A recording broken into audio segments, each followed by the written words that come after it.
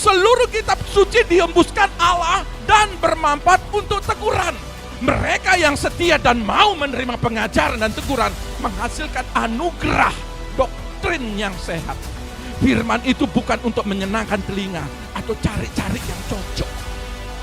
Ini pedang roh, ini napas Allah. Dia hidup.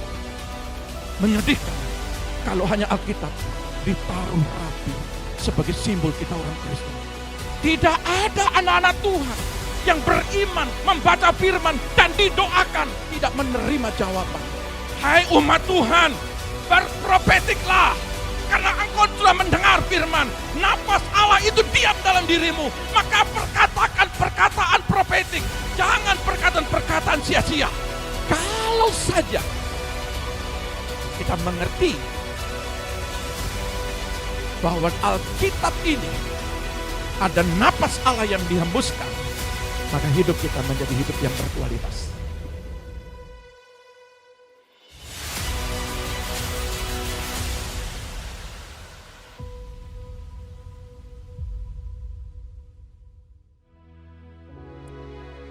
Shalom. Ada sukacita di tempat ini, amin. Sebelum kita duduk sehidangan dengan Dia, mari kita persiapkan hati dan pikiran kita. Kita satu di dalam doa. Terima kasih Tuhan Yesus. Pagi hari ini Tuhan penuhi kami Bapa dengan hadirat-Mu. Karena kami tahu Tuhan, kami mendapatkan Tuhan pembaharuan yang daripada-Mu Tuhan. Kami rindu Tuhan pagi hari ini untuk menyenangkan Engkau. Kami rindu Tuhan untuk bersorak Tuhan buat Engkau Bapa. Terimalah segala pujian kami Tuhan. Terimalah segala penyembahan kami Bapa. Kami mulai ibadah kami ini Bapa hanya di dalam nama Tuhan Yesus. Haleluya. Amin. Mari kita sembah Dia. Sebab Kau layak.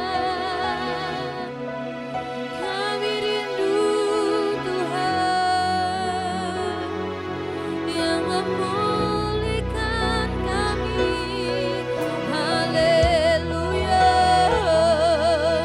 Haleluya. Penuhi setiap kami. Penuhi setiap kami. Bekerjalah ya Roh Kudus, memenuhi tempat ini. Haleluya. Ya Allah, ya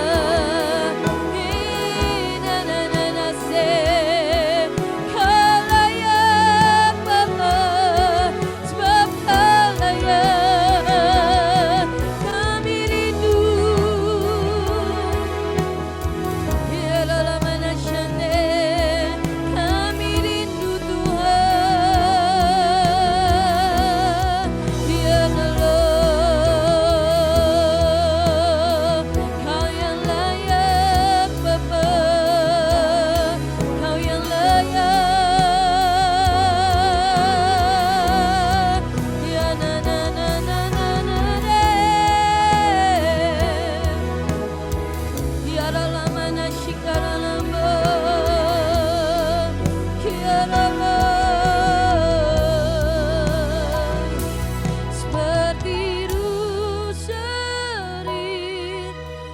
sungai-Mu, begitu jiwaku. Ya Roh Kudus penuhi aku dengan urapan baru seperti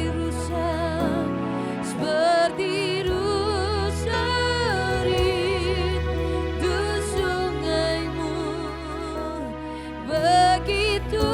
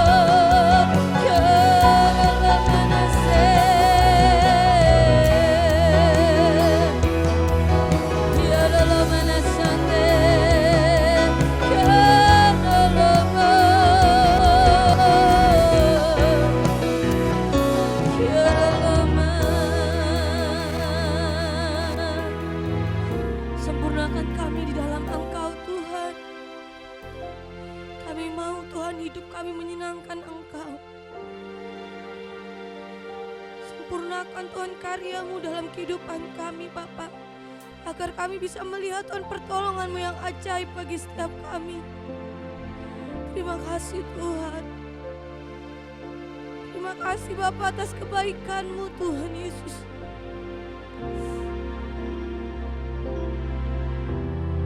Ku mau seperti-Mu Yesus, disempurnakan selalu dalam segenap jalanku,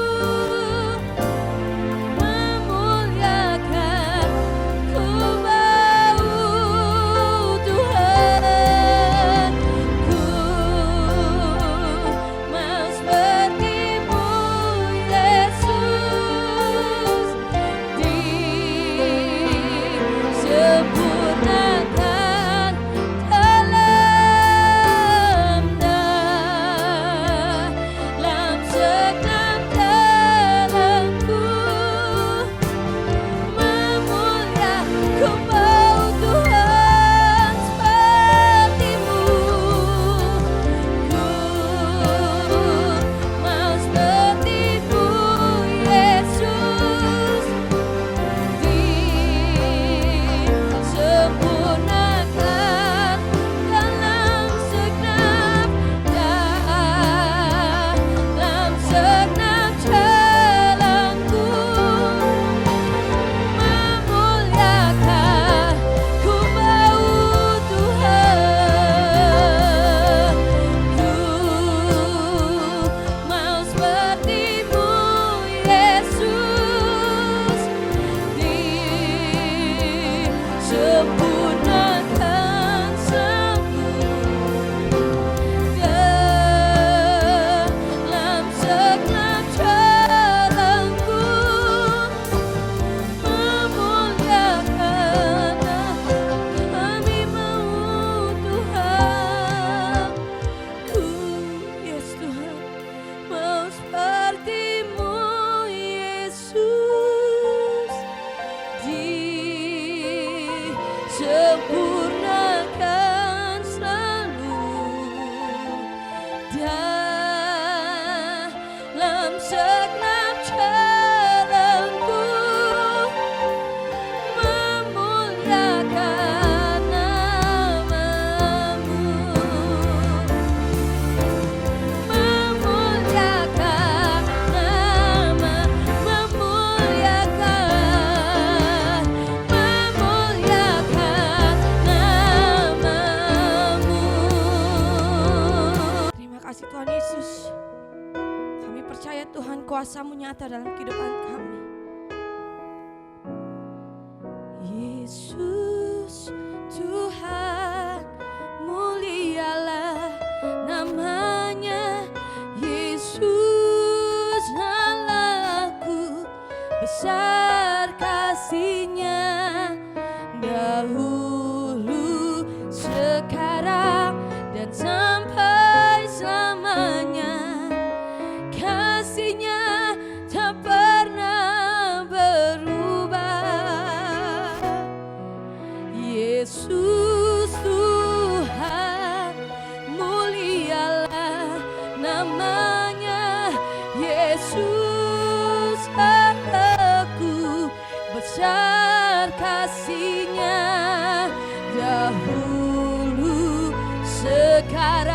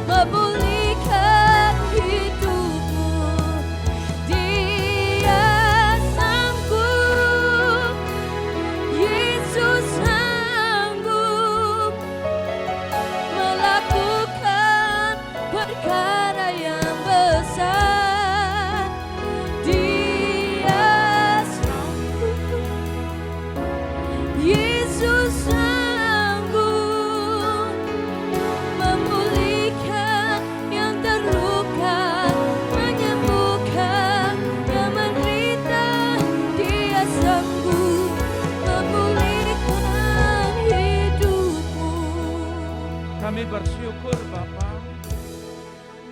Pagi hari ini biarlah dalam perjamuan kudus, mari Tuhan pulihkan setiap pribadi kami. Berkati di dalam ibadah ini Tuhan, berkati dengan kesehatan, pemulihan, damai sejahtera kepada setiap umat-Mu. Biarlah pujian, biarlah penyembahan kami berbau harum di dalam tahta-Mu. Urapi setiap jemaat-Mu, urapi hamba-Mu yang menyampaikan kebenaran firman-Mu. Kami siap mendengarkan Tuhan, di dalam nama Tuhan Yesus. Yang siap katakan haleluya. Amin. Shalom, selamat pagi. Iya, apa kabar hari ini? Baik, luar biasa. Puji Tuhan. Saudara yang terkasih, saya rindu membagikan sebuah kebenaran daripada firman Tuhan pagi hari ini. Saya percaya bahwa Bapak Ibu memperhatikan, adik-adik memperhatikan ya di dalam setiap kehidupan kita, supaya benar-benar apa yang Tuhan ingin berbicara kepada kita semua. Ya, mungkin penarinya pakai masker, silahkan ambil masker, pakai, nanti ini baru pakai lagi. Oke, saudara lihat, saya beri tema hari ini adalah Allah membuktikan firman-Nya di masa sukar. Kenapa ini penting? Apakah belum cukup bukti bahwa firman-Nya banyak melakukan banyak perkara? Kalau saudara dari dulu sampai sekarang, firman itu sudah terbukti. Tetapi, saya ingin memberitakan sebuah kebenaran firman ini adalah, bagi kita semua, bahwa di akhir zaman ini, dengan 2 kali ganda, Dia ingin membuktikan bahwa firman-Nya itu ya dan amin. Bahkan akhir zaman ini, apa yang sudah diberitakan oleh para nabi, saudara, dan tergenapi.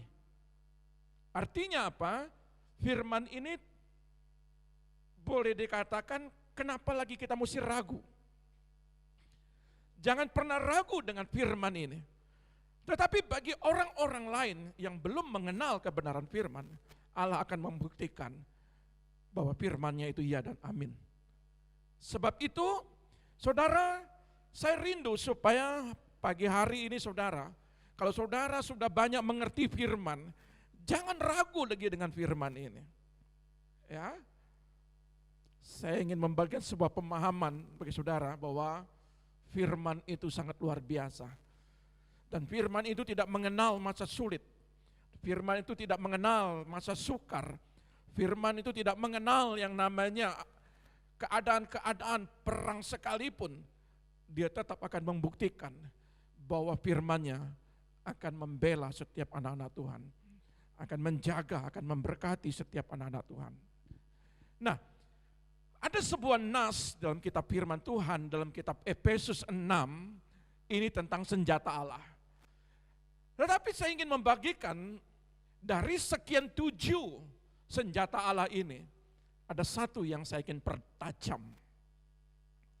Kalau saudara lihat di dalam kebenaran firman ini, ada ketopong, ada baju zirah, ada ikat pinggang, perisai, kasut. Itu berbicara tentang perlindungan. Tetapi ada satu senjata Allah, yaitu pedang, yang benar-benar mempunyai sebuah kuasa ketika saudara memahami. Mari kita buka dulu kitab Efesus 6, 13-14, tetapi kita loncat saja langsung di ayat yang ke-16. Efesus 6 ayat 16-18, demikian bunyi firman Tuhan. Dalam segala keadaan, dari segala keadaan, pergunakanlah perisai iman, ya, sebab dengan perisai itu kamu akan dapat memadamkan semua panah api dari si jahat. Dan terimalah ketopong keselamatan dan pedang roh, yaitu firman Allah. Dalam segala doa dan permohonan, berdoalah setiap waktu di dalam roh, dan berjaga-jagalah di dalam doamu itu dengan permohonan yang tak putus-putusnya untuk segala orang kudus. Ya, kalau kita lihat di ayat-ayat sebelumnya dikatakan, apalagi ayat ke-10, akhirnya hendaklah kamu kuat di dalam Tuhan, di dalam kekuatan kuasanya. Jadi kalau saudara pakai senjata Allah ini, dia akan sanggup memberikan kekuatan buat saudara. Ya, di ayat 13 itu senjata Allahnya itu, ya, dari 7. Nah, saya mau membagikan sebuah kebenaran firman adalah yang pertama, pergunakanlah perisai iman. Nah, saudara lihat, perisai iman itu saya gambarkan di dalam suatu lingkaran iman di dalam diri saudara. Dalam kehidupan saudara ada sebuah perisai. Itu yang akan membentengi saudara. Itu yang akan menjadi perisai daripada panah-panah kuasa-kuasa kegelapan yang melemahkan, yang mengintimidasi, yang membuat saudara kehilangan pengharapan. Saudara punya iman di sini. Di dalam diri iman saudara ada yang kedua, yaitu yang namanya pedang roh, yaitu firman Allah. Bagaimana mungkin di dalam diri saudara ada iman, tetapi saudara tidak bisa dikuasai atau dibungkus atau dikemas, atau saudara betul-betul membaca, merenungkan menjadi sebuah penggenapan daripada iman saudara kalau saudara tidak mendengar firman. Jadi pedang roh ini, yaitu firman Allah, mempunyai sebuah kekuatan untuk merealisasikan iman.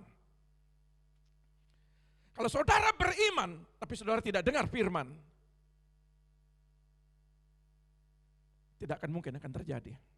Berarti saudara kerja keras. Kerja keras itu diberkati.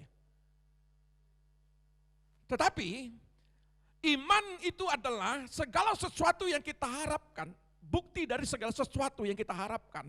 Walaupun kita belum lihat, namun kita percaya karena kita mendengar firman, maka imannya kita itu akan menjadi sebuah kenyataan. Jadi iman itu harus mendengar akan firman. Dan yang ketiga adalah di dalam iman, ketika saudara mendengar firman, satu senjata Allah lagi. Ya. Lakukan itu sambil berdoa. Coba dilihat di dalam yang ayat yang ke Efesus 6, ayat yang ke-18. Efesus 6 ayat yang ke-18. Dalam segala doa dan permohonan berdoalah setiap waktu di dalam roh, terus dan berjaga-jagalah di dalam doamu itu dengan permohonan yang tak putus-putusnya untuk segala orang kudus. Berdoa senantiasa. Jadi iman, ketika kita mendengarkan firman, muncul iman. Ketika kita muncul iman, untuk terjadi jawaban, untuk terjadi ya segala mukjizat, baik itu kesehatan, damai sejahtera, sukacita, perlindungan, anak-anak butuh sekolah, biaya ini dan itu. Saudara belum melihat hari ini, tetapi saudara percaya, saudara beriman kepada Tuhan, karena saudara terus mendengar kebenaran firman. Di sini ada banyak tokoh-tokoh, ada banyak kesaksian-kesaksian, itu menimbulkan pengharapan saudara. Lalu saudara meminta kepada Tuhan dan berdoa, maka iman itu akan terjadi. Pedang roh itu salah satu kekuatan. Nah, saudara perhatikan, di dalam pedang roh ini, di dalam firman ini, jangan menganggap sepele bahwa firman itu enggak berkuasa. Allah akan buktikan itu. Bagi setiap anak-anak Tuhan yang mengerti, yang membaca, bukan sekedar membaca, tetapi membaca dan mengerti, merenungkan dan melakukan. Roh itu dia, walaupun ini mati tulisannya, tapi dia hidup. Kita lihat ayatnya, saudara lihat 2 Korintus 3 ayat 6. 2 Korintus 3 ayat yang ke-6.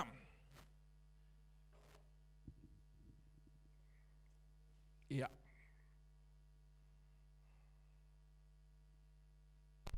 Dua Korintus 3 ayat yang ke-6, demikian bunyi firman Tuhan.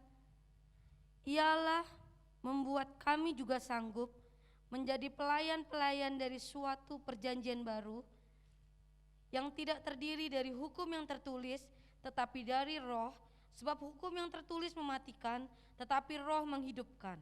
Nah, ayat ini berkata, firman Allah mengandung janji. Ya, firman Allah ini mengandung sebuah janji. Saudara lihat, di dalam 2 Korintus 3 ayat ke-6 ini, perhatikan dengan baik di ayat itu. Ya, bahwa ayat ini berkata, ialah membuat kami juga sanggup menjadi pelayan-pelayan dari suatu perjanjian baru yang tidak terdiri dari hukum yang tertulis, tetapi dari roh, sebab hukum yang tertulis mematikan, tetapi roh menghidupkan. Sudah berapa banyak di dalam perjanjian lama yang tertulis kitab, justru mereka nggak sanggup. Mereka banyak mengalami kematian. Tetapi kita bersyukur di dalam perjanjian baru ini. Allah mengatakan bahwa firman yang tertulis itu dihembuskan, diberikan kehidupan. Saudara lihat, ini ada kata pneuma, bahasa Yunaninya. Jadi, roh yang menghidupkan, ada pneuma, yaitu napas. Ada nyawa. Di dalam firman ini memang dia mati tulisannya. Tetapi kalau saudara memahami, saudara membaca, ini napas Allah yang dihembuskan. Dan saya mau kasih sebuah contoh begini. Kalau kita mengerti saja bahwa Alkitab ini dihembuskan oleh napas Allah sesuai dengan 2 Korintus 3. Rasul Paulus menekankan, kalau saja kita mengerti bahwa Alkitab ini ada napas Allah yang dihembuskan, maka hidup kita menjadi hidup yang berkualitas. Hidup saudara jadi hidup yang berkualitas. Saya ambil contoh, firman ini dia hidup. Allah membuktikan dari ucapannya yang tertulis ini. Jangan berpikir firman ini hanya tulisan kata-kata yang disusun. Lalu dia tidak punya kuasa menurut saudara. Menurut orang-orang lain. Tetapi orang yang percaya firman ini, dia hidup. Dia mempunyai sebuah kuasa. Jadi kalau kita lihat di dalam 2 Timotius 3 ayat 16, saya akan masuk ini lebih dalam. Ya, saya berbicara tentang pedang rohnya. Saya berbicara tentang firman yang dihembuskan oleh napas Allah. Dan sekarang saudara harus mengerti apa yang terjadi dengan firman ini. Apa yang saudara dapatkan dari firman ini. 2 Timotius 3. Ya. 2 Timotius 3 ayat 16 sampai 17, demikian bunyi firman Tuhan. Segala tulisan yang diilhamkan Allah memang bermanfaat untuk mengajar, untuk menyatakan kesalahan, untuk memperbaiki kelakuan, dan untuk mendidik orang dalam kebenaran. Jadi begini, ayat ini berkata, Paulus berkata, menegaskan seluruh kitab suci yang ada dari perjanjian lama sampai perjanjian baru dihembuskan oleh Allah, ya, theopneustos, ya, artinya apa? Ada hembusan, ada napas Allah yang dilepaskan melalui firman ini. Dan saudara lihat, ketika kita berbicara, saya ambil contoh. Ketika kita berbicara kata-kata kita, itu ada hembusan yang keluar. Coba lihat, betul ya? Ada hembusan napas yang keluar. Saudara lihat, setiap napas kita dikondisikan oleh pikiran kita. Pada saat saudara bernapas, tentunya saudara lihat, apa sih yang saudara pikirkan pada saat saudara bernapas? Apa sih keinginan saudara? Apa sih kerinduan saudara? Apa kata-kata profetik saudara?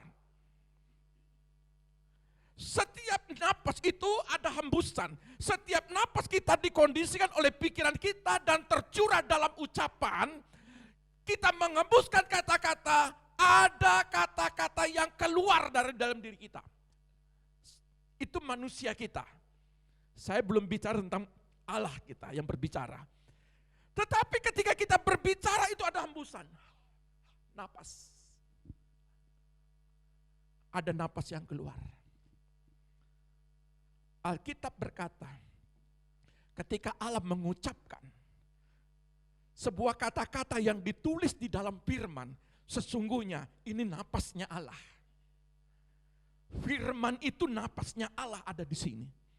Ada kata-katanya, ada ucapannya.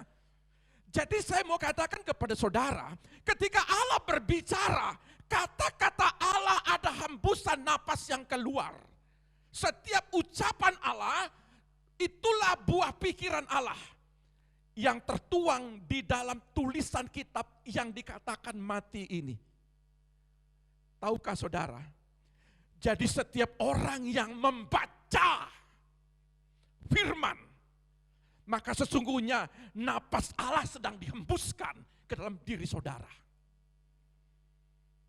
Itu napas Allah dihembuskan. Jadi firman ini bukan sekedar firman tulisan kata demi kata. Tapi napas ketika saudara membaca firman, sesungguhnya napas Allah itu keluar. Dan dia ada dalam diri saudara. Makanya kalau tidak baca firman, kekuatan Allah itu tidak ada. Tahukah saudara bahwa dikatakan Rasul Paulus menggunakan dua pasang kata di dalam 2 Timotius ini yang menyempurnakan kegunaan kitab suci. Yang pertama adalah pasangan pertama mengajar dan menegur untuk mengajar kesalahan. Ketika firman ini dalam kitab 2 Timotius, dia mengajar dan menegur. Apa maksudnya? Poin A-nya adalah seluruh kitab suci secara positif menguntungkan untuk pengajaran. Seluruh perjanjian lama atau perjanjian baru harus dipelajari. Kenapa? Saudara kadang-kadang hanya buka Roma, Korintus, Efesus, atau saudara nggak suka dengan kitab Wahyu. Karena kitab Wahyu itu ngeri, jadi saudara nggak mau baca. Tidak bisa begitu. Kejadian sampai Wahyu itu napas Allah yang dihembuskan. Makanya penggenapan kitab Wahyu itu terjadi. Sampai hari ini terjadi. Lalu kita takutkah? Di situ kitab Wahyu juga ada janji.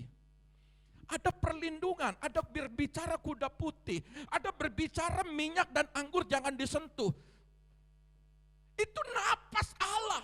Ketika saudara baca, secupa gundam sedinar, 3 cupa jelai sedinar, maka jangan rusak dan minyak dan anggur. Itu napas Allah sedang dilepaskan. Jangan sentuh minyak dan anggur. Ketika saudara baca itu, saudara mengalami kekuatan, itu napas dihembuskan. Bukan sekedar baca. Tetapi ada kuasa yang dilepaskan. Ada hembusan napas Allah dilepaskan. Dia masuk dalam diri saudara. Artinya, kalau saudara baca firman, kenapa saudara khawatir? Kenapa bingung dan ragu? Jadi pelajaran daripada perjanjian lama atau perjanjian baru bukan hanya sekedar Roma saja. Matius, Markus, Lukas, Yohanes, Yahya. Kisah para Rasul, Yohanes, 1 Samuel, 1 Korintus, 2 Korintus. Ya, Perjanjian Lama juga demikian. Saudara lihat, semua bagian harus mengerti. Makanya saya bagikan lagi poin-poinnya. Didaktik ini mencakup model-model pembelajaran. Apa yang saudara pelajari ketika saudara diajar, ketika saudara ditegur oleh firman. Di dalam Perjanjian Lama ini banyak pengalaman didikan Tuhan. Maka ketika saudara baca firman, terkadang begini, rancangan tujuan pembelajaran itu apa? Pendekatan-pendekatan pembelajaran itu apa? Dan gaya pembelajaran itu apa? Contoh, bicara tentang Lazarus mati, 4 hari bangkit. Kalau saudara sekedar baca, oh Lazarus bangkit ya, sudah. Tetapi kalau saudara betul-betul memahami yang mati saja bangkit. Kalau saudara memahami bilangan 17, kayu, tongkat Harun, yang mati, yang kering, di dalam hadirat, itu bisa bertunas, bisa berbunga, bisa berbuah. Kalau saudara mengerti saja kebenaran pengalaman-pengalaman, model-model pelajaran dalam kitab Perjanjian Lama, dan diangkat kembali oleh Rasul Paulus dalam kitab Ibrani, kalau saudara mengerti saja,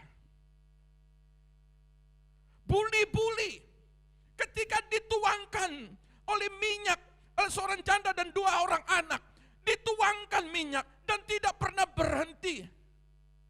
Kalau saudara memahami aja pelajaran-pelajaran itu, kalau itu ada napas kehidupan menjadi realisasi, realita, mereka mengalami mukjizat, 5.000 orang mendapatkan makanan. Kalau saudara mengerti, saudara membaca firman, ini menjadi pembelajaran buat kita di akhir zaman. Maka apa yang di dalam dulu dibuktikan oleh Allah, maka di zaman-zaman sukar ini masih juga Allah buktikan itu. Apa yang terjadi mukjizat-mukjizat dulu oleh para nabi, di akhir zaman Allah berfirman, toh juga dia akan membuktikan. Allah kita bukan Allah yang sembarangan. Dia akan membuktikan perkataannya sejak dalam Perjanjian Lama sampai dalam Perjanjian Baru ini. Kenapa kita mesti ragu dengan firman? Firman itu adalah napas Allah yang saudara harus baca. Lalu, kata didaktik, kata naratif. Naratif ini berbicara setiap cerita atau kejadian. Janda Sarpat, sekali-kali terus saya berulang-ulang berbicara tentang janda Sarpat. Tepung segenggam dengan minyak sedikit. Besok mau mati. Kadang-kala kita berpikir logika, itu kan firman, itu kan tulisan. Tapi kalau saudara merenungkan setiap cerita dan kejadian naratif dalam Perjanjian Lama, lalu saudara beriman, saudara baca firman, saudara berdoa, Tuhan kalau janda Sarpat terjadi, maka saya akan juga mengalami hal yang sama. Maka itu hembusan itu akan menjadi sebuah kenyataan. Karena di dalam diri saudara ketika saudara baca firman, napas itu punya kuasa. Jadi ini bukan tulisan saja, tapi napas Allah ada dalam tulisan ini. Setiap cerita, setiap kejadian bukan barang lama yang diperbaharui, tetapi pewahyuan demi pewahyuan, kitab Kejadian Perjanjian Lama sampai Perjanjian Baru, pewahyuannya tetap sama, kuasanya tetap sama. Jadi firman itu jangan tidak dibaca, harus dibaca. Karena cerita dan kejadiannya itu berbeda-beda. Dan di akhir zaman, apakah bisa seperti di Perjanjian Lama, Perjanjian Baru? Saya percaya, apa yang terjadi cerita-cerita atau kejadian masa lalu, dia akan buktikan juga. Yang tidak tertulis yaitu saudara dan saya tidak tertulis di Alkitab. Ini tokoh-tokoh tertulis di Alkitab. Tetapi perjalanan saudara di perjanjian baru, perjanjian di akhir zaman ini, walaupun tidak tertulis di dalam Alkitab, tetapi kuasanya sama. Sama. Pertolongannya sama. Saudara kalau dulu ditolong, janda Sarfat ditolong, saudara sekarang juga tetap ditolong. Karena napas Allah yang dulu sama napas Allah di akhir zaman ini tetap sama. Bahkan dia lebih lagi melakukan perkara-perkara besar.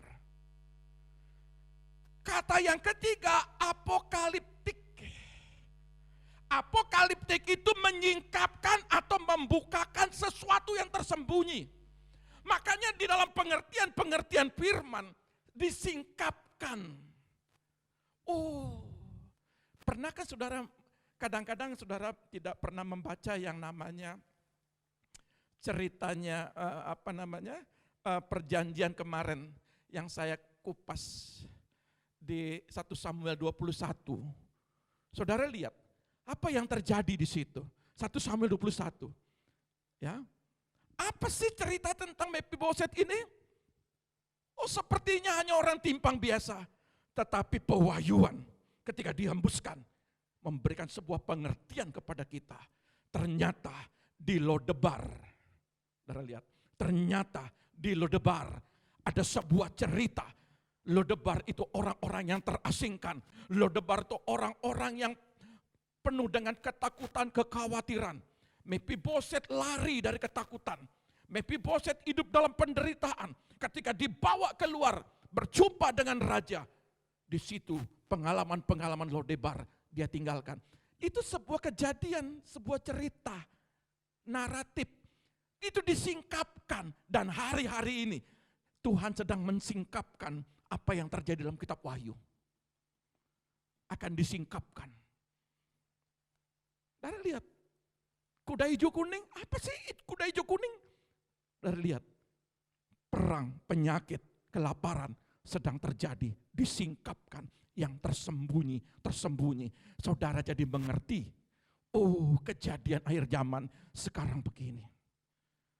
Tujuannya untuk mengajar, apalagi seluruh kitab suci dihembuskan Allah dalam bermanfaat dan bermanfaat untuk teguran. Mengajar pengalaman-pengalaman daripada orang-orang hebat, tokoh-tokoh iman masa lalu diajarkan kepada kita untuk apa? Tetap optimis. Lalu di situ ada kata firman dikatakan teguran. Saya mau bilang begini sama sidang jemaat Tuhan. Mereka yang setia dan mau menerima pengajaran dan teguran menghasilkan anugerah doktrin yang sehat. Kenapa? Karena kekurangan keduanya, pengajaran dan teguran, seringkali gereja jatuh bangun. Di dalam apa? Ke dalam kesalahan. Enggak mau kalau ada teguran, maunya yang enak-enak firmannya. Dari lihat, pasangan kedua menyatakan kesalahan, koreksi, dan mendidik orang. Di situ ada pelatihan. Ada teguran, ada pengajaran, ada menyatakan kesalahan, mendidik orang. Itu berbicara menyatakan kesalahan itu koreksi. Mendidik orang itu pelatihan. Saudara baca firman, pengalaman-pengalaman hidup saudara. Oh rupanya hari ini, kalau saya sakit, saya mengerti ada apa ya. Oh Tuhan, kalau saya mengalami keterpurukan ekonomi, ada apa Tuhan? Perhatikan anakku. Janda Sarfat juga punya kesulitan. Ketika saudara sakit, perhatikan anak-anakku. Ketika ada orang buta, orang timpang. Jadi Alkitab itu menggambarkan sebuah cerita yang dihembuskan kepada kita kalau kita baca dan mengerti. Memahami. Maka saudara lihat di sini. Dalam kebenaran berkaitan dengan tingkah laku. Setiap kesalahan, setiap teguran, setiap didikan, terjemahan New Living Translation ini meluruskan kita. Firman Tuhan berguna secara praktis. Mereka yang menerima teguran akan mulai menemukan kehidupan. Mereka diluruskan. Setiap teguran, setiap pengajaran, setiap teguran, setiap didikan, setiap koreksi, itu tujuannya meluruskan saudara. Kenapa? Mereka akan siap untuk menerima firman dari pelatihan kebenaran. Kebenaran itu telah datang kepada orang percaya dengan iman diaktualisasikan oleh pelatihan firman Tuhan. Mempunyai sebuah tujuan, firman itu bukan untuk menyenangkan telinga atau cari-cari yang cocok. Kalau enggak cocok, enggak enak.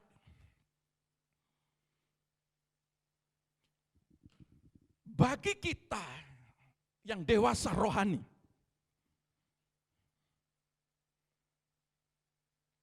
bukan saya dalam arti tidak boleh mendengar yang lain. Saudara dengar boleh. Sering kali saya bertanya sama ibu saya, apa firman di sini cukup keras? Apakah firman di sini cukup menegur atau mendidik atau mengorek saudara? Saudara, saya ingin mengajarkan buat saudara bahwa setiap firman yang saudara baca, setiap firman yang dihembuskan oleh napas dari pendeta, oleh hamba Allah, sesungguhnya kami itu adalah kepanjangan tangan dari napas Allah. Lewat karya Roh Kudus, dia bekerja, dia mengembuskan. Dari pemikiran-pemikiran kami dikuasai oleh Roh Allah. Pikiran Allah menguasai pikiran kami. Maka ketika saudara beriman, saya beritakan firman, dan kita dukung di dalam doa. Saudara lihat, apa tujuan saudara diberkati? Apa tujuan saudara hidup dalam kelimpahan? Apa tujuan saudara hidup dalam kesuksesan? Supaya saudara diajar. Jangan semakin diberkati, semakin saudara jauh dari Tuhan. Terkadang firman itu ada teguran. Kadang-kadang mengorek saudara. Tapi tahukah saudara, bahwa setiap firman ini, 4 poin Rasul Paulus menegaskan, dia bagi dalam 2 versi. 1-2 kata ini, 2 kata ini. 1 mengajar, 1 teguran. Yang 1 berbicara, ada didikan, ada menyatakan setiap kesalahan. Jadi kalau saudara mencari sebuah kebenaran yang cocok di hati saudara, bagaimana mungkin saudara akan diluruskan? Percayalah setiap kebenaran firman. Kalau saudara pernah mengalami sebuah kehidupan di dalam masa sukar ini, ada pelatihan-pelatihan, makanya setiap orang pasti mengalami proses kehidupan. Perhatikan baik-baik. Saudara sedang dilatih. Kenapa saudara dilatih? Contoh, dalam kehidupan saudara, tiba-tiba saudara terjun bebas dalam ekonomi saudara. Mungkin seperti janda Sarfat. Tahukah saudara, saudara sedang dilatih. Untuk apa? Untuk diajar. Untuk apa? Untuk menyatakan kenapa janda Sarfat mengalami. Oh rupanya ini peristiwa, ini naratif, ini peristiwa, ini kejadian daripada penyembahan-penyembahan berhala yang dilakukan oleh Raja Ahab. Oh ini rupa dampaknya. Saudara lihat bagaimana Daud ketika dia lihat ini kekeringan untuk kedua kalinya, mengalami kekeringan. Di dalam 1 Samuel itu, dalam 2 Samuel, ini mengalami kekeringan. Loh kenapa? Oh ternyata ada sebuah kesalahan yang dibuat oleh Saul. Dia melanggar sebuah perjanjian. Oh ternyata. Baru Daud berkata begini, bila mana keluarga daripada Saul membuat kesalahan kepada orang Amalek ini. Saudara lihat, oh ternyata ini kesalahannya. Saudara lihat, apa yang terjadi? Firman ini memberikan sebuah gambaran. Kalau kita mengalami tantangan, kalau kita mengalami persoalan, tujuannya apa? Saudara sedang dilatih, dididik. Jadi jangan firman, kalau ini keras sekali, lalu tidak cocok buat saya. Tidak. Semua firman untuk mendidik saudara. Supaya saudara mengerti. Makanya firman itu yang paling bagus itu ada pengajaran. Ada di situ teguran. Ada di situ yang namanya menyatakan kesalahan. Ada di situ yang namanya latihan-latihan. Supaya saudara diluruskan setiap kehidupan saudara. Nah, yang menyedihkan, oleh Roh Allah firman itu menjadi hidup. Kenapa? Ibrani 4 ayat 12a berkata begini, firman Allah sungguh hidup dan berkuasa. Karena kita mengalami bahwa firman-Nya mempunyai kekuatan yang besar dalam diri kita. Ingat ya, ketika saudara baca firman, ada kekuatan yang besar. Ini dalam terjemahan sederhana Indonesia. Ada kekuatan firman yang merasuki yang diam dalam diri saudara. Lalu Ibrani 12b berkata, jadi firman Allah sangat berkuasa sampai bisa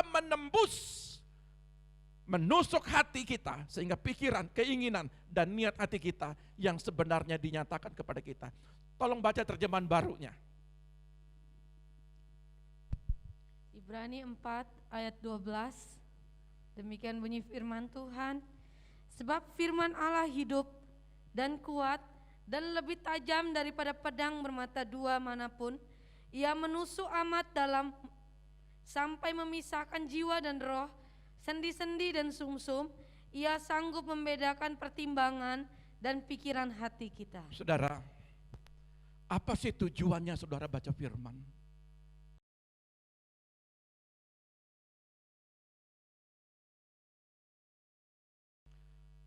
Saudara lihat apa yang terjadi.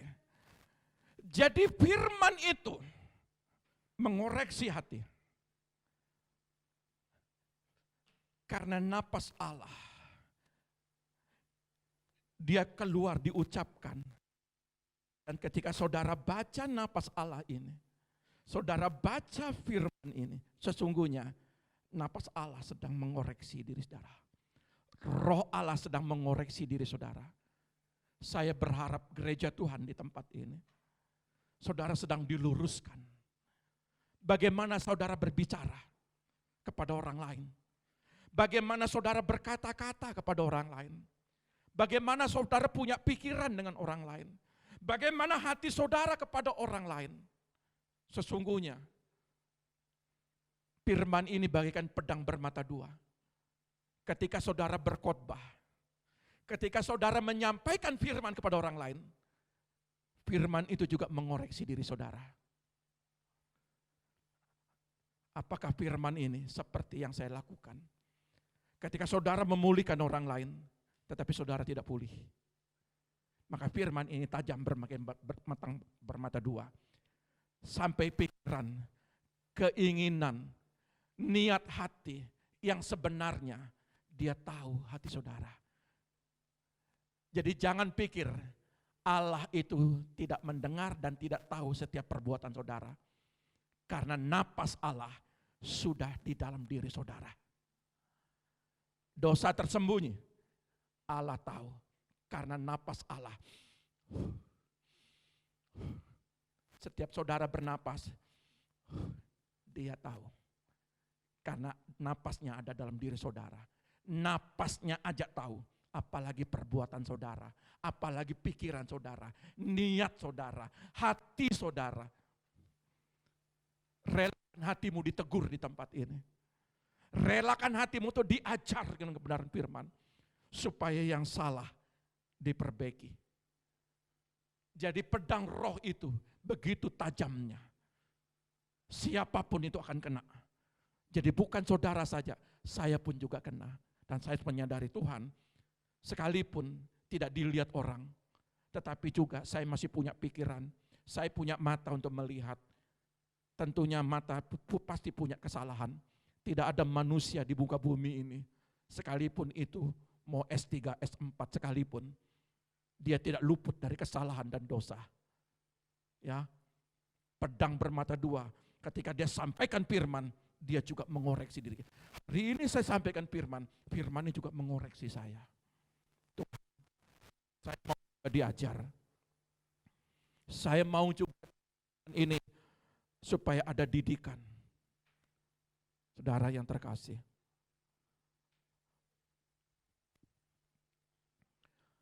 Sehingga dalam bahasa Indonesia sehari-hari, sehingga mengetahui sedalam-dalamnya pikiran dan niat hati manusia. Apa yang di hatimu sekarang walaupun kau duduk. Napas Allah tahu. Allah tahu. Allah tahu. Dia mengetahui sampai sedalam-dalamnya. Di hati kecilmu pun engkau berbisik. Tidak ada yang mendengar. Firman bagaikan pedang bermata dua. Dia tajam, dia menyelidiki setiap hati.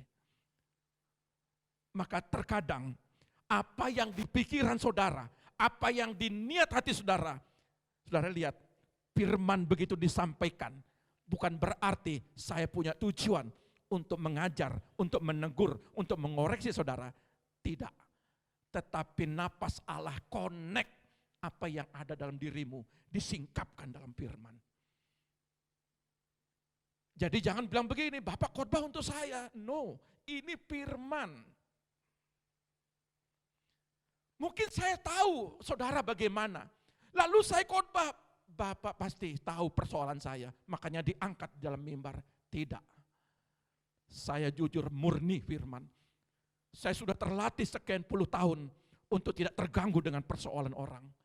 Tetapi ketika firman ini disampaikan kepada kita semua jemaat, karena saudara punya kebutuhan untuk diluruskan, jadi napas Allah dibuktikan lewat kebenaran firman untuk mengoreksi saudara, menegur, mengajar saudara. Setuju ya? Amin ya.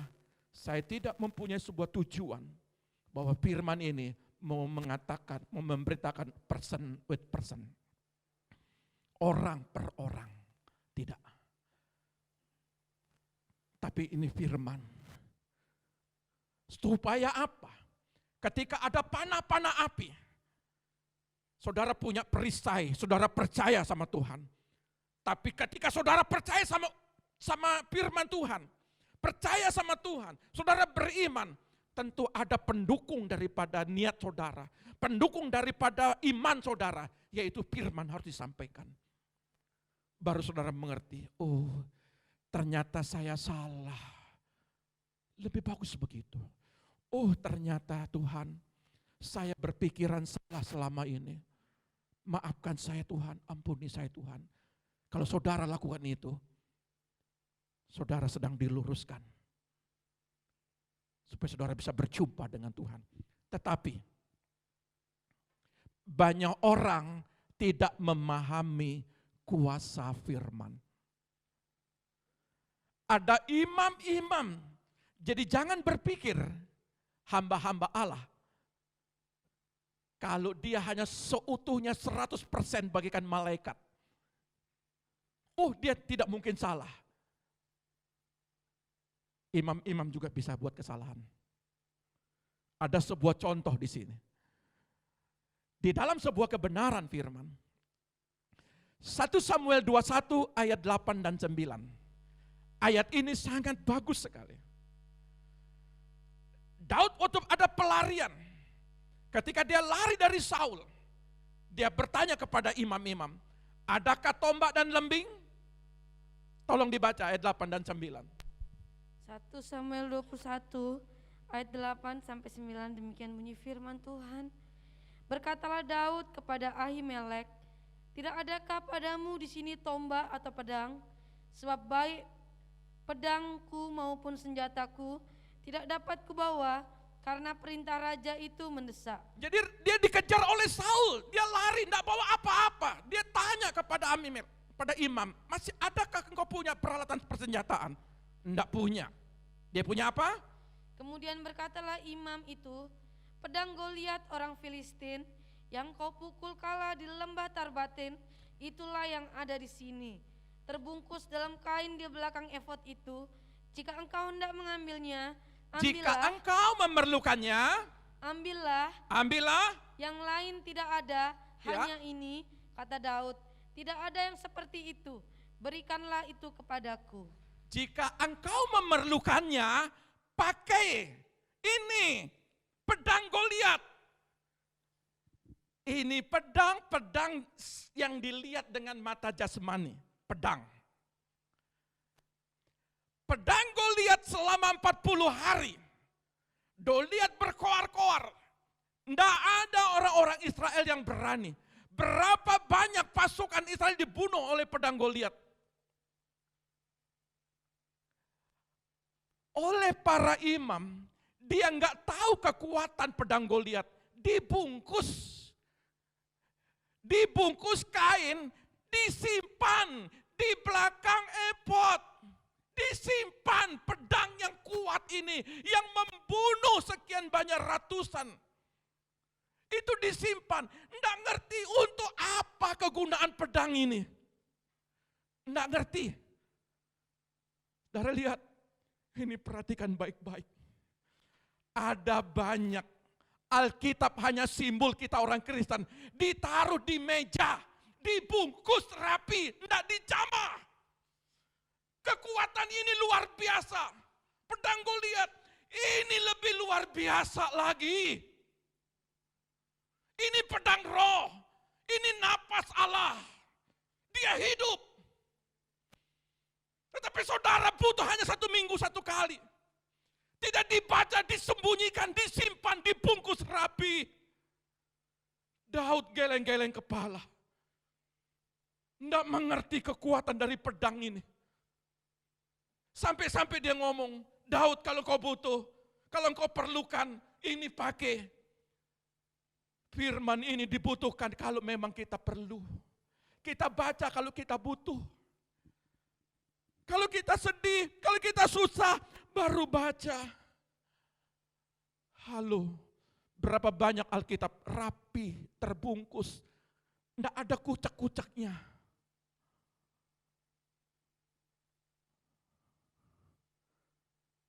Saudara tahu, ini napasnya Allah.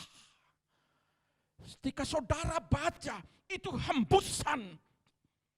Dia diam dalam diri saudara. Dia punya kuasa. 5.000 orang diberi makan, sisa 12 bakul. Janda Sarfat, ketika tepung segenggam dan minyak sedikit, 3 tahun 6 bulan, tidak pernah habis-habis. Itu naratif, itu sebuah cerita. Tahukah saudara, akhir zaman dia buktikan firman-Nya, tetap bagi saudara dan saya. Siapa yang baca firman ini, Tuhan akan buktikan itu. Menyedihkan kalau hanya Alkitab ditaruh rapi sebagai simbol kita orang Kristen.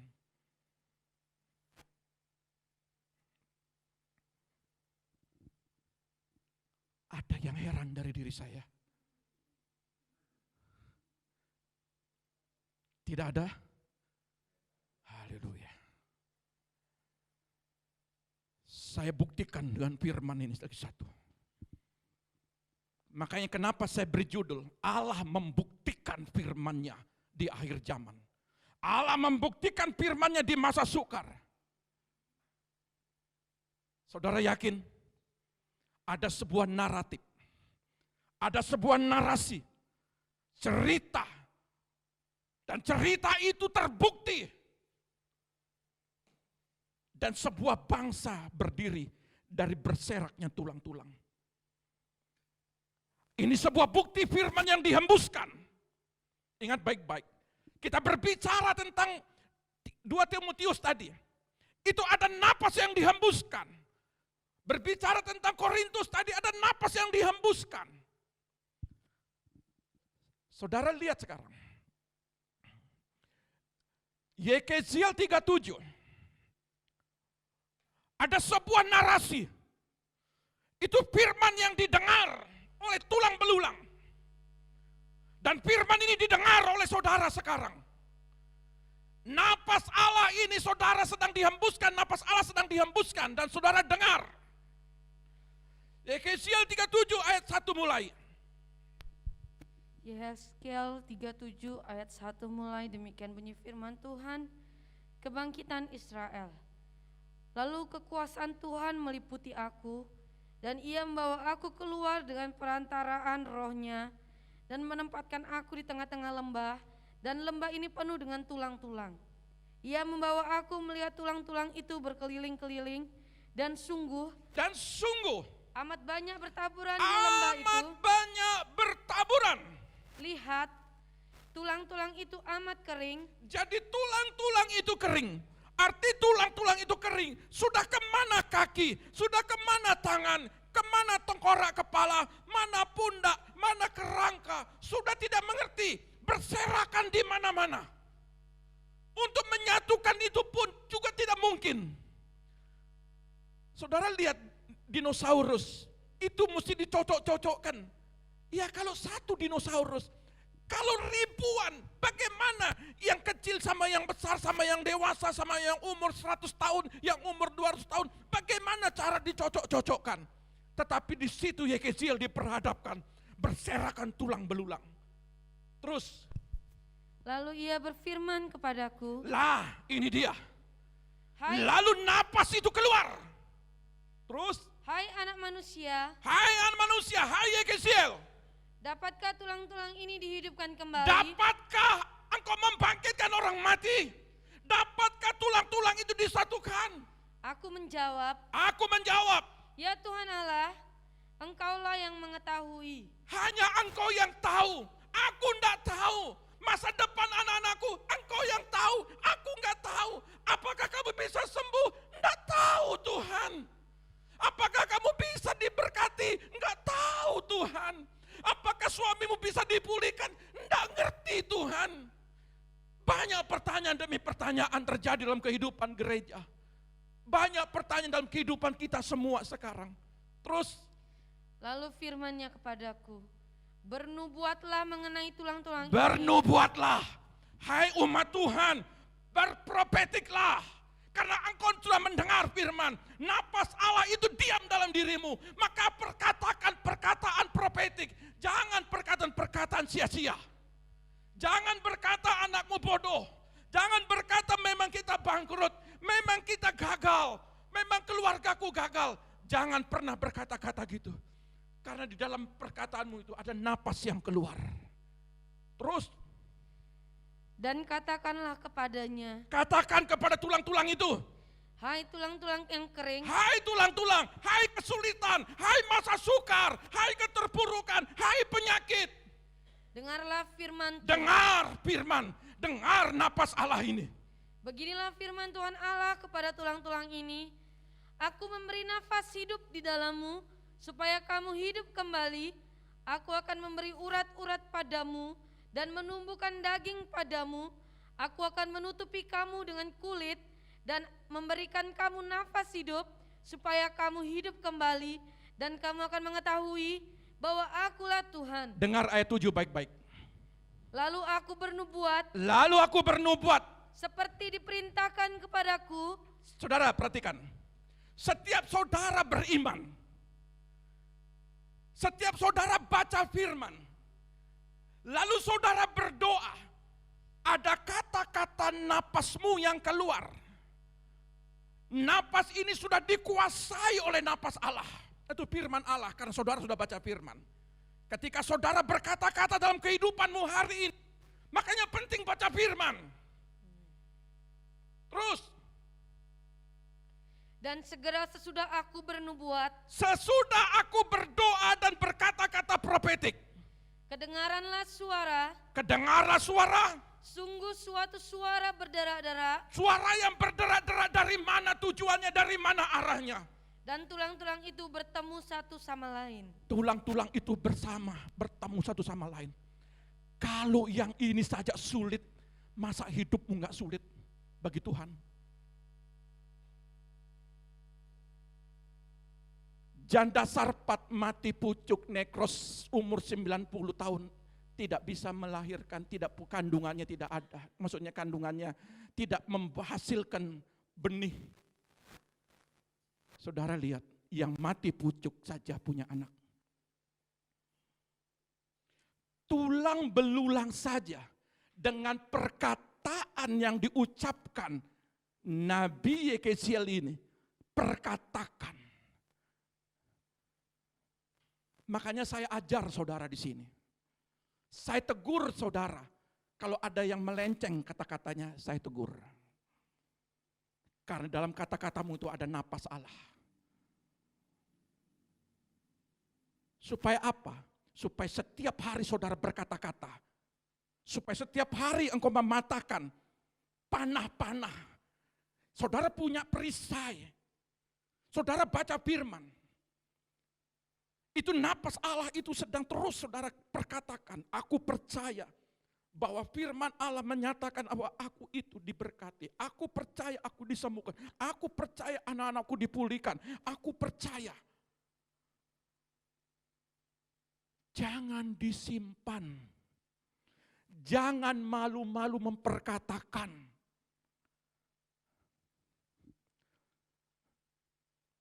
Tolong yang masih berumah tangga.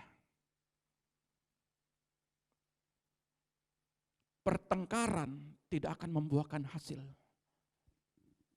Tatap baik-baik. Kata-kata yang saudara keluarkan, mungkin itu melukai pasanganmu, melukai anak-anakmu, melukai orang tuamu.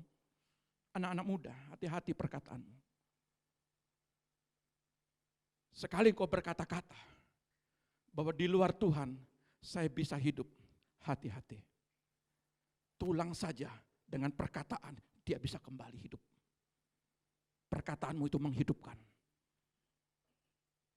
Setiap orang yang baca firman tidak ada, tidak dibela Tuhan. Tidak ada. Setuju kita dengan firman ini? Tidak ada anak-anak Tuhan yang baca firman. Hidup keluarganya hancur babak belur. Tidak ada. Camkan itu. Agak tegas ya. Tidak apa-apa. Hari ini ada kata-kata teguran. Kata-kata profetik. Tidak ada anak-anak Tuhan yang beriman, membaca firman dan didoakan, tidak menerima jawaban. Tidak ada. Lalu Pak, kenapa? Kenapa saya belum dijawab? Karena pedangmu kau bungkus. Karena firman engkau bungkus, tidak kau baca, kau tidak renungkan. Dia itu napasnya Allah, dia itu hidup. Sekali kau berkata anakku diberkati, maka anakmu diberkati. Sekali kau berkata tulang-tulang bangkit, itu firman keluar. Anak-anak, hidupmu sukses. Hidupmu dipulihkan. Kalau firman menyatakan kehebatannya, kenapa engkau cari pengajaran yang lain? Saya tegas di sini.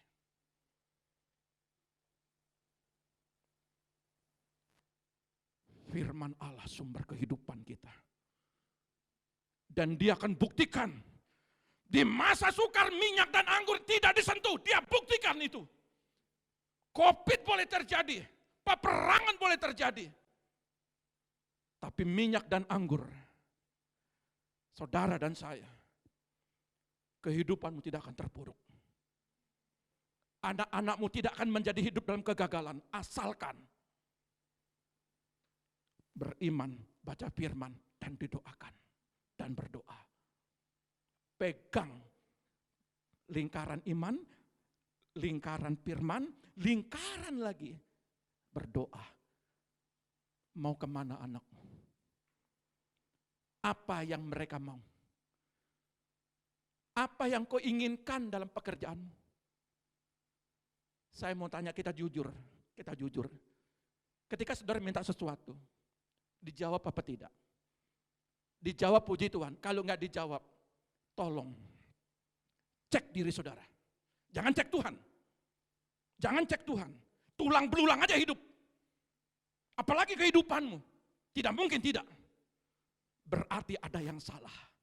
Makanya para imam dalam kitab 2 Samuel ini, ya, dalam kitab Samuel ini, rupa-rupanya para imam, Anda dan saya adalah imam, tidak mengerti kegunaan pedang roh.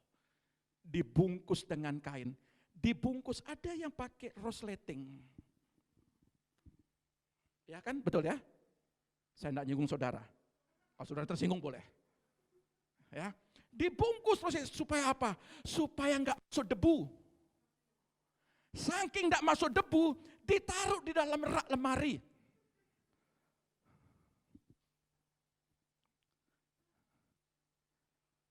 Ini kucek. Coba lihat, robek-robek. Tandanya apa? Sering disimpan, betul? Kalau sudah kucek gini, sering dibaca. Tapi kalau nyeleng itu apa ya? Mengkilat, nggak ada warna-warna apa, dekil begini, putih mulus. Aduh. Artinya apa? Saudara bilang ini, supaya awet Pak, supaya nggak lucek Pak. Makanya saya bungkus rapi dengan kain, taruh di bawah baju Pak. Tuhan tidak inginkan itu. Tuhan mau saudara dengan baca firman, hai tulang-tulang. Ketika saudara baca firman, hai anakku, Kesia. Hai anakku, Catherine. Gitu. Betul ya? Mau kemana kuliahmu? Percaya, berdoa. Engkau diterima di situ. Tapi saya nggak diterima Pak. Ya kamu tanya sendiri. Karena pedangnya di mana? Nggak punya pedang, repot lagi. Anak-anak nggak punya Alkitab, tambah repot lagi. Setiap anak-anak punya Alkitab. Amin. Jangan punya game. Setiap game pasti ada punya. Saya percaya pasti punya game. Tapi izinkan punya Alkitab untuk kau baca. Maka hidupmu akan dibuktikan dengan firman. Tuhan Yesus memberkati kita. Mari kita datang kepada Tuhan. Hai tulang-tulang yang kering, dengarkanlah firman Tuhan. Oke. Para pelayan-pelayan Tuhan baca firman kan? Haleluya.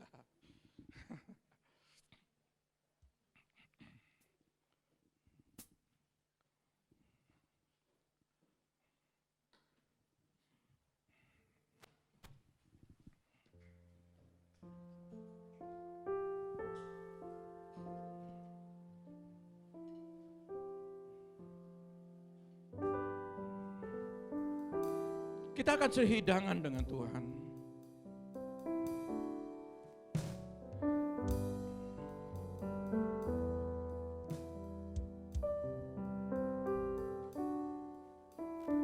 Meskipun tak kulihat tangan yang terpaku, meskipun tak kulihat kaki yang terpaku, meskipun tak kulihat mahkota dunia, namun ku percaya Yesus Tuhan penebusku.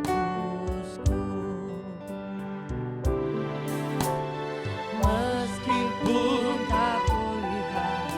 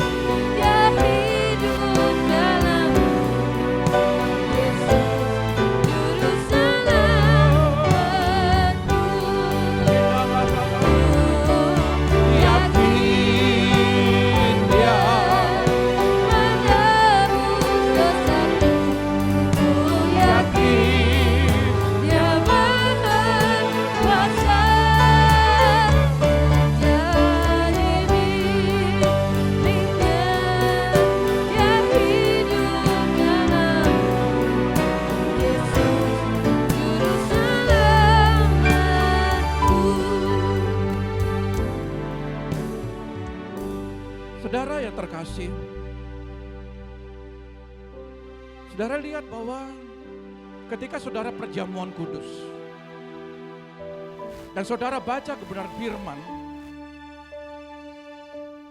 di dalam tubuh dan darahnya ada pemeliharaan, ada mukjizat, ada kesembuhan. Maka kebenaran firman ini, setiap barang siapa yang makan dan minum darah Tuhan, ia akan hidup, ia akan diberkati, ia akan dibangkitkan di akhir zaman. Barang siapa makan dan minum tubuh dan darah Yesus, maka dia ada di dalam Tuhan dan Tuhan ada di dalam dia. Itulah kebenaran firman. Maka engkau percaya, kalau engkau makan dan minum tubuh dan darah, maka di dalam dirimu ada kehidupan, ada kuasa.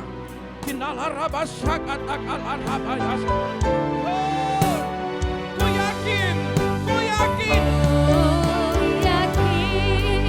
Mari semua sama-sama bangkit berdiri. Menembus dosaku, ku yakin Dia berkuasa menjadi miliknya.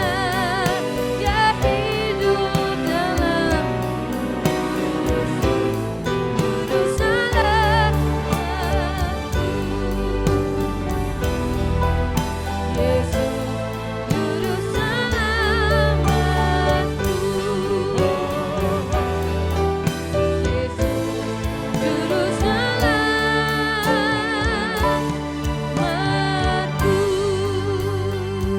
Mari kita sama-sama para pelayan-pelayan menghargai tubuh dan darah, bangkit berdiri. Angkat tinggi-tinggi di tangan kananmu, kita berdoa. Bapa, kami percaya dengan tubuh dan darahmu, kami percaya hidup kami akan maksimal. Hidup kami sudah ditebus dan kami berjalan di dalam penebusan itu. Sekali kami percaya kepadamu, maka kepercayaan itu membawa kami kepada keselamatan. Engkau dengar firman ini baik-baik. Sekali engkau percaya kepada Tuhan, ketika engkau makan dan minum tubuh dan darahmu, maka hari ini juga engkau mengalami suatu sukacita Allah. Keselamatan itu menjadi bagianmu.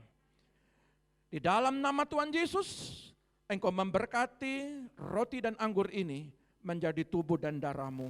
Ampuni setiap kesalahan dan dosa kami. Layakkan kami hari ini juga, dan setiap siapapun yang makan dan minum tubuh dan darah, maka hari ini juga engkau akan diampuni segala dosa-dosamu. Engkau diberkati, engkau disembuhkan, engkau dipulihkan. Dengarkan firman Tuhan. Sebab apa yang telah kuteruskan kepadamu, telah aku terima dari Tuhan. Yaitu bahwa Tuhan Yesus pada malam waktu ia diserahkan, mengambil roti dan sesudah itu ia mengucap syukur atasnya. Ia memecah-mecahkannya dan berkata, inilah tubuhku yang diserahkan bagi kamu. Perbuatlah ini menjadi peringatan akan aku. Demikian juga ia mengambil cawan sesudah makan lalu berkata, cawan ini adalah perjanjian baru yang dimateraikan oleh darahku. Perbuatlah ini setiap kali kamu meminumnya menjadi peringatan akan aku. Sebab setiap kali kamu makan roti ini dan minum cawan ini, kamu memberitakan kematian Tuhan sampai ia datang. Bukankah roti yang kita pecah-pecahkan adalah persekutuan dengan tubuh Kristus? Mari kita makan dalam nama Bapa, Putra dan Roh Kudus, yaitu dalam nama Tuhan Yesus.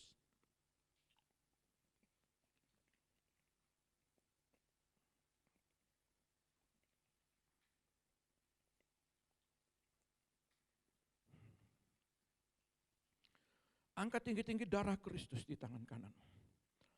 Ini anggur simbol daripada darah. Kami percaya dengan darah ini segala sendi-sendi pendarah kami disembuhkan dari berbagai penyakit. Bukankah cawan pengucapan syukur yang atasnya kita ucapkan syukur adalah persekutuan dengan darah Kristus? Mari kita minum dalam nama Bapa, Putra dan Roh Kudus, dalam nama Tuhan Yesus. Silakan duduk.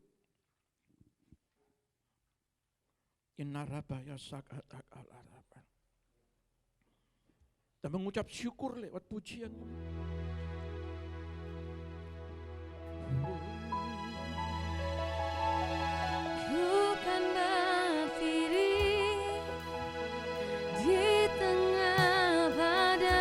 Saudara percayalah, dengan kekuatan yang kau berikan. Tuhan berikan kekuatan di dalam dirimu saat ini. Sampai kapanpun ku kan bertahan, karena Yesus selalu menopang. Ku kan berdiri di tengah Badai apapun yang terjadi, ada napas Allah yang Tuhan berikan diam dalam dirimu.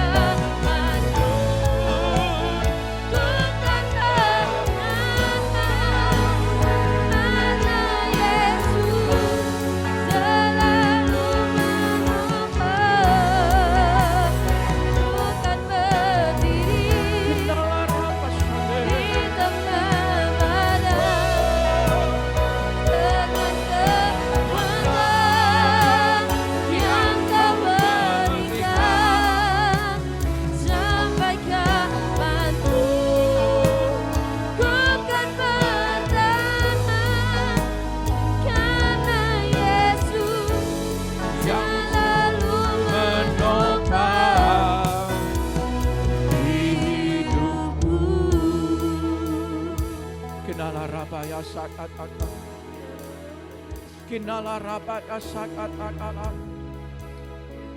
Kinala rabaya sakat akala. Terima kasih Tuhan. Terima kasih Bapa. Terima kasih Jesus. Oh, terima kasih Bapa. Pulihkan kami.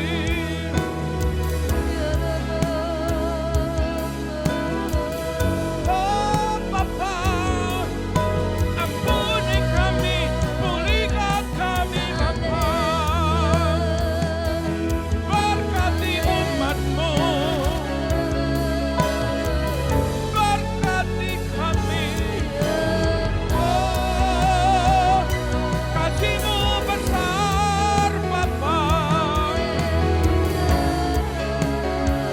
Kita larabas senalo. Oh, kita larabas haleluya Bapa. Terima kasih. Kita larabaya saat kita larabaya se. Kita larabaya saat larabaya se. Kita larabaya. Kita larabaya se.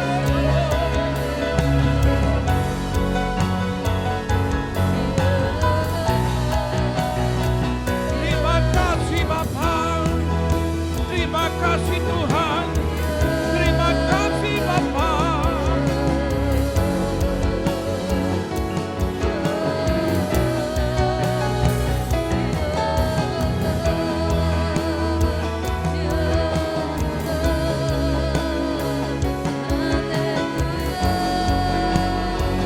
Kenala rabaya sakataka. Segala sesuatu Tuhan, kami selalu bersyukur padamu Bapa. Dengan napas-Mu yang Kau hembuskan ke dalam diri kami. Firman yang kami baca adalah firman yang hidup, yang mengubah keluarga kami, mengubah anak-anak kami. Terima kasih Tuhan, mengubah setiap kehidupan kami. Kami percaya, inilah Tuhan, syukur kami kepadamu. Engkau memberikan yang terbaik bagi kami. Terima kasih Bapa. Terima kasih Tuhan. Terima kasih Roh Kudus. Terima kasih atas pengorbanan-Mu. Yang selalu menopang, ku mau selalu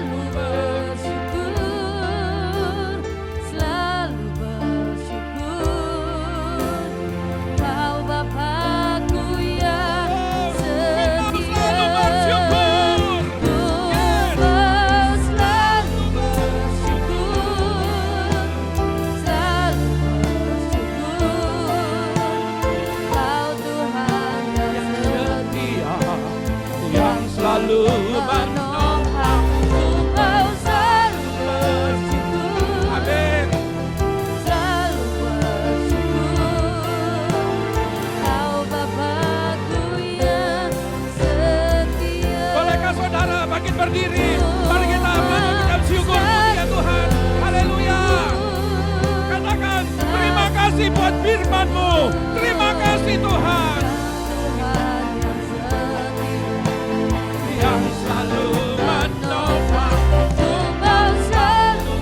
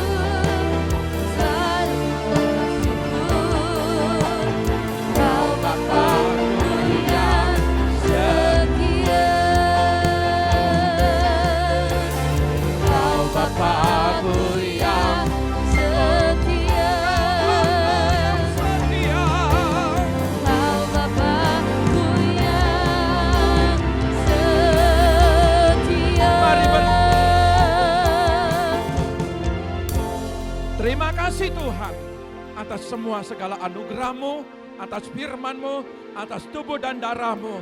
Kami terima hari ini membawa kami sebuah kehidupan penuh kepastian. Perkataan-Mu akan terbukti di dalam kehidupan anak-anak-Nya yang setia membaca, merenungkan, dan melakukan kebenaran firman-Mu. Berbahagialah kami semua. Kamilah orang-orang berbahagia itu. Dalam nama Tuhan Yesus yang percaya dengan firman Tuhan hidup, katakan haleluya. Amin. Tuhan Yesus memberkati. Kita akan mengakhiri ibadah kita. Dancing my soul, my Savior God to thee. How great thou art, how great thou dancing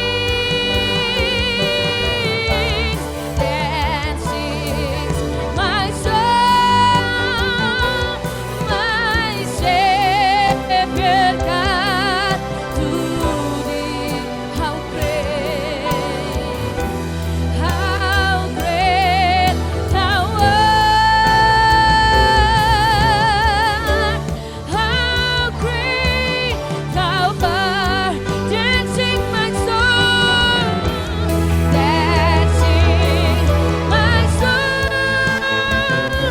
my Savior God to thee.